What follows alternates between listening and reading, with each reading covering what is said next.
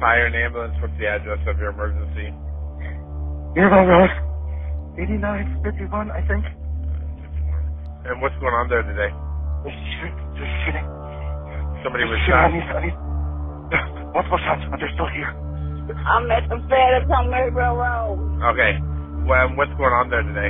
The mass shooter. Okay. Do you see the person who has been shot?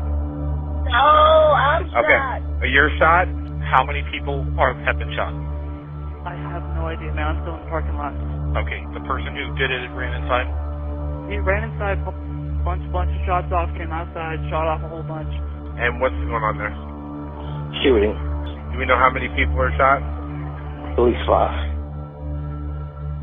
As those calls kept coming in, then it was like, yeah, we've really got something here, and that's when I started responding. You kind of knew everybody was just going. You knew our entire shift was going to respond to that. All of your senses are being bombarded by everything that's going on around you, sight, smells, everything that you have to, at some point you compartmentalize that, I think, almost without thinking about it. And it's like, okay, job number 1, stabilize the scene, and you jump to that without question. Things kind of slowed down, and then there was almost like a moment of clarity where it was like, okay, yeah, this is big. There's a lot going on. There's a lot that needs to be managed, but now we have to start bringing some kind of order to disorder.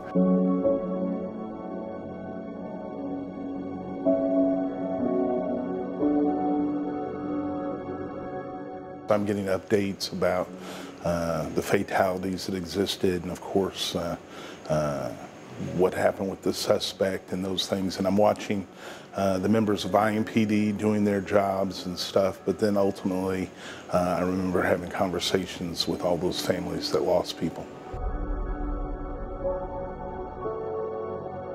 34 years in law enforcement, that has to have been the most traumatic personally, and then with just the volume of the number of people who perished during that, no way to forget that.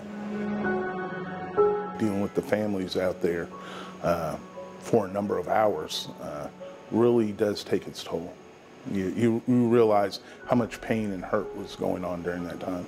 With this one, it was very different. This one, I remembered after all that was done and I went home and I took a shower, I was still feeling it to the point where, I shared with my wife what I was feeling. I just broke down and cried.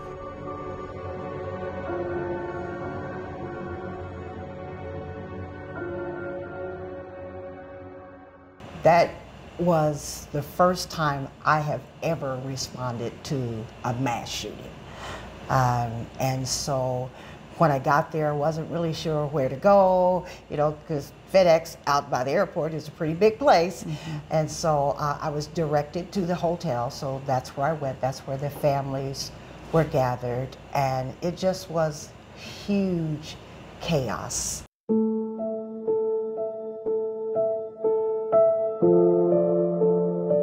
Initially, that's all we were trying to do, was just sort out who's where and what to do next. It was a huge conference room, but they gathered in their own groups.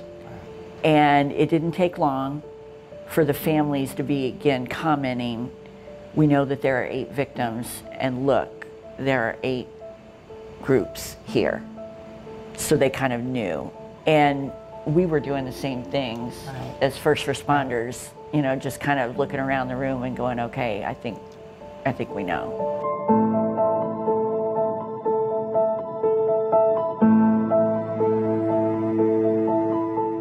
Just the pain that hovered in the room. Mm-hmm. I can still feel that. Oh, yeah. And people are always looking for a why. Mm-hmm. Okay, why did it happen? Mm-hmm. I can't answer that. Yeah. And I can no more answer it today than I could a year ago.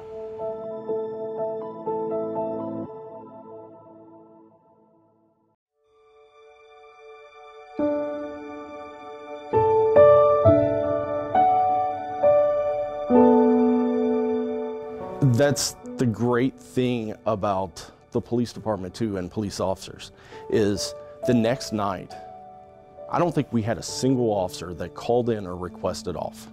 And the reason being is because everybody there knew that the guy next to them would be there that next night and would be counting on them to show up. And that's one of the things that is absolutely incredible about this job. Every day, they really go into situations that they don't have any idea what they're going into. But to go into something knowing that you're at a big disadvantage, you know, that makes me say, man, these are some outstanding people. Absolutely. Just some outstanding people. They're an incredible group of men and women. They do things professionally, and they do it well. I'm very proud of them.